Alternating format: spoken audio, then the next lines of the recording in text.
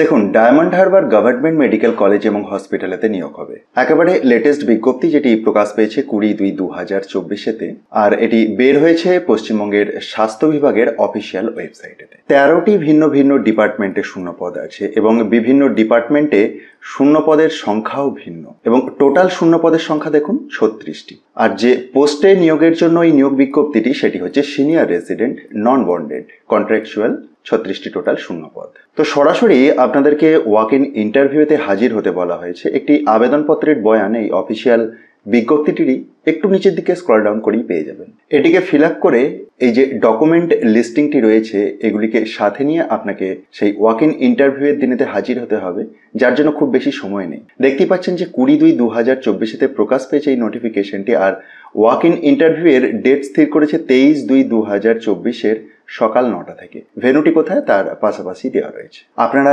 নিশ্চয়ই সকলেই জানেন এই ধরনের পোস্ট নিয়োগের জন্য কি ধরনের যোগ্যতা লাগে, তবুও জানিয়ে রাখে এই ইম্পর্টেন্ট ডেটস অ্যান্ড ইনস্ট্রাকশন সেকশনেতে দেখুন দেওয়া আছে, the candidate must have passed MD or MS or DNB or diploma in the respective discipline. কোন কোন ডিসিপ্লিনতে শূন্য পদগুলি রয়েছে আপনারা এই টেবিলটি একবার ভালো করে লক্ষ্য করুন।